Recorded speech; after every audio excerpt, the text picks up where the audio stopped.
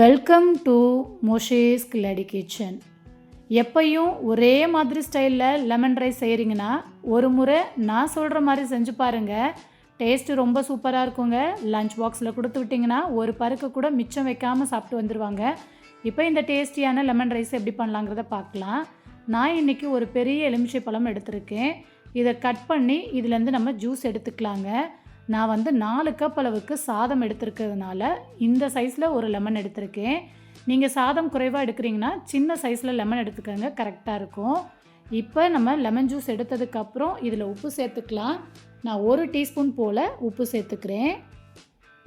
கூடவே 1/4 டீஸ்பூன் போல் மஞ்சத்தூள் சேர்த்து இதை நல்லா மிக்ஸ் பண்ணிக்கோங்க. உப்பு நல்லா கரையணும், அது வரைக்கும் நல்லா மிக்ஸ் பண்ணி எடுத்து வச்சுக்கோங்க.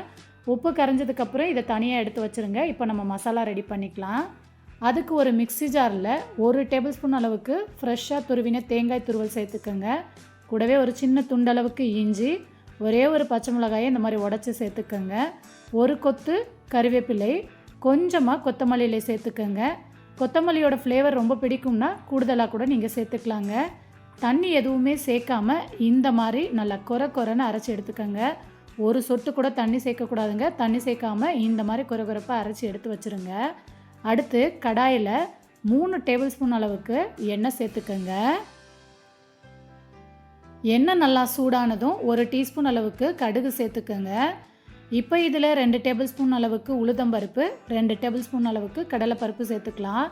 கடலைப்பருப்பும் உளுத்தம்பருப்பையும் தாராளமாக சேர்த்துக்கோங்க. அப்போ தான் லெமன் ரைஸ் சாப்பிட்றதுக்கு ரொம்ப டேஸ்ட்டாக இருக்கும். இப்போ பருப்பு நல்லா பொன்னிறமாக வர வரைக்கும் இதை நல்லா ஃப்ரை பண்ணிக்கலாம்.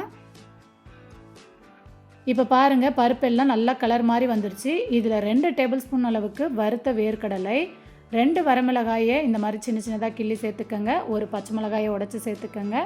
கூடவே 2 கொத்து போல் கறிவேப்பிலை இலை, நம்ம அரைச்சி வச்சுருக்க மசாலாவையும் சேர்த்து பச்சை வாசனை போக இதை நல்லா வதக்கி விட்டுறலாம். மசாலா எல்லாம் இந்த மாதிரி பச்சை வாசனை போக நல்லா வதங்கி வந்ததும் உடனே அடுப்பை ஆஃப் பண்ணிடுங்க. ஆஃப் பண்ணதுக்கப்புறம் நம்ம ரெடி பண்ணி வச்சுருக்க லெமன் ஜூஸை இதில் சேர்த்து உடனே இதை நல்லா கலந்து விட்டுருங்க. இந்த அளவுக்கு நல்லா கலந்து விட்டதுக்கப்புறம் இதில் நம்ம வடித்து வச்சுருக்க சாதம் சேர்த்துக்கலாம். நான் சாதத்தில் கொஞ்சமாக கல்லுப்பு போட்டு நல்லா வடித்து ஆற வச்சு எடுத்துருக்கேங்க. நான் எடுத்திருக்க சாதத்தோட அளவு பார்த்திங்கன்னா 4 கப் அளவுக்கு இருக்கும். 4 கப் சாதம் எடுத்தோம்னா பெரிய சைஸில் லெமன் எடுத்துக்கோங்க. அப்போ தான் கரெக்டான டேஸ்ட்டில் பக்குவமாக இருக்கும். இப்போ சாதம் சேர்த்துட்டு இதை நல்லா கலந்து விட்டுக்கோங்க. பாருங்கள், இது எல்லாத்தையும் ஒன்று போல் நல்லா கலந்து விட்டாச்சு.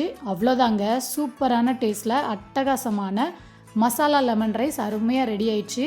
வெரைட்டி ரைஸ் எல்லாம் செய்யும் போது சாதத்தை நல்லா உதிரியாக வடித்து எடுத்துக்கோங்க, குழைவாக வடித்து எடுக்கக்கூடாது. இப்போ தாங்க முக்கியமான ஒரு ஸ்டெப்பை நம்ம மறக்காமல் ஃபாலோ பண்ணணும். நான் செய்கிற மாதிரி சாதத்தை கரண்டி வச்சு நல்லா அழுத்தி விட்டுருங்க.